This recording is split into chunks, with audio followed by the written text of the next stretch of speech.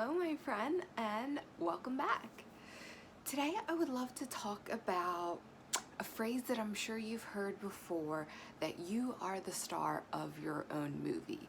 And, the movie being your life, and you are the star of your life, obviously. So when you say, like, you are the star of your life, that makes much more sense. But it's very interesting when you phrase it like you are the star of your own movie. And the reason why I think that that is interesting is because when you are watching a movie, you can see things that maybe the main character can't see. You can kind of see things falling into place that the main character doesn't see, and you are able to sometimes not right away always know or understand what the main character is thinking. Now, a good movie, of course, is able to portray the way that the main character is feeling so the audience knows. But if you think about being the star of your own movie and exactly what that means. So I have heard this phrase multiple times, but I heard it in a way the other day that really made me think and it really resonated with me, because I think it explained something really well, and it was said in a non-spiritual atmosphere. Like, I don't know if this person was personally a spiritual person, but the way that they were saying it was very much not in a spiritual way, and I thought it was really interesting.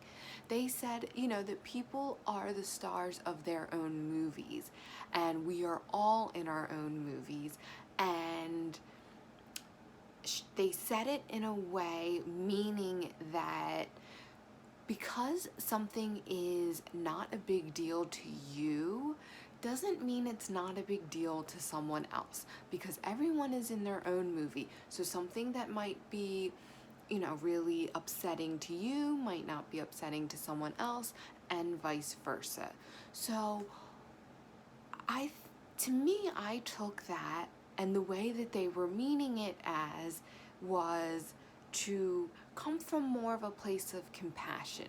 They meant it in a way of, you cannot judge someone until you've walked a mile in their shoes. And it's not even just walking a mile and putting yourself in their place.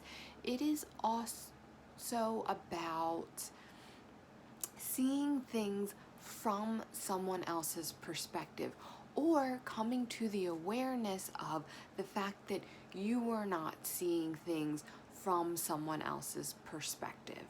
And because you can try and put yourself in someone else's shoes all you want, and in this situation I would do that, but ultimately you are not them. Ultimately you are not the star of that movie, and you bringing your awareness to that will allow you to have more compassion for people. Because let's say two people spill a glass of milk, and one person cries and one person doesn't, and the person who doesn't cry says, well, there's no point in crying over spilled milk. And the person that cries over milk says, yes, but you don't understand. That was the last of the milk. That was the last of the milk that my cow, my only cow, was able to produce. And I needed to make cheese from this milk so I could preserve it and have my family have that for the next, 6 months. I don't know about cheese, or purely just an example. So that could be the same glass of spilled milk meant two totally different things to two totally different people, even though it was the exact same incident. It was the exact same spilling of a glass of milk, but it just meant two totally different things. So in that instance, walking in that person's shoes, like, okay, I'm here and I spilled this glass of milk, oh well, might not necessarily do that. But if you think about it coming from their perspective, them in their movie, they are a struggling farmer and they have one cow and their cow is drying up. I don't know how milk works with cows either, but like, for example, say, they're drying up and that was the last glass of milk that they were able to get from that cow. Now you can have a little bit more compassion with just that awareness of, hey, I'm not in their movie. I don't know them and I don't know where they're coming from and what they're thinking and what their perspective is. So I'm just going to honor the fact that they are crying over this spilled milk because it is more meaningful to them than just maybe a glass of milk. So with that awareness, we can bring that compassion towards others. But now let's flip the script. Let's talk about you being in your movie. So that is why inner work is so important. This is why seeking from within is so important, because everyone is in their own movie, including you. So when you are in your own movie, only you know the perspective that you're looking at. Only you know every little thing. Like, say you have a decision to make, only you know all the little caveats that are going through your mind that are helping weigh onto this decision. So, it's very easy for someone on the outside, someone who's not in your movie, or maybe someone who has a not as doesn't have a leading role in your movie, or even if they do have a leading role in the movie, it's still not their movie, it's still the main character's movie. Only you know all those little things. So when someone on the outside comes out and says, well, do this, or this is best, or that is that, it is okay to, if something that they're saying resonates with you, then yes, take that. But if it doesn't, then that is why you need to go within. It's because they don't know all the little twists and the turns, and they're not aware of the plot of the movie that has already happened. They're only kind of coming in on that scene and being like, this is what you should do. So that is why sometimes blindly heeding advice is not okay, regardless of where it comes to. Most times you need to go within and to find out what resonates with you, because there's only one main character of your movie, and you are it. And the other thing I want to talk about you being the star of your movie, is about creating your reality. So as we create our reality, and we create our reality on a moment-to-moment basis, and we create our own reality only, really. We can influence the collective, but as far as true manifestation, it is in our reality only, our movie.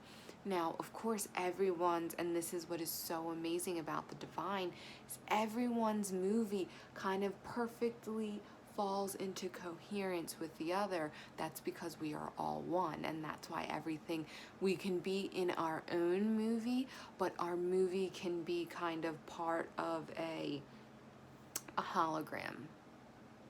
Is that what it's called, with all the little pictures that make up one big picture? I don't think that's what it's called. You know what I mean. All the little pictures that make up one big picture. So we are all those little movies, those tiny little movies that are making up one big picture. And that is why all of our movies can perfectly coexist and exist in a very symbiotic way, in a very coherent way.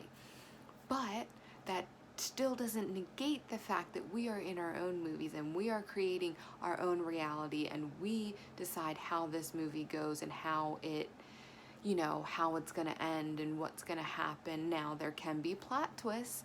Of course, we don't control every little thing. However, but by keeping our vibration high, and by visualizing what we want, by speaking what we want, by putting those light energetic ripples out there to have all these positive boomerangs coming back at us is how we are able to create our reality.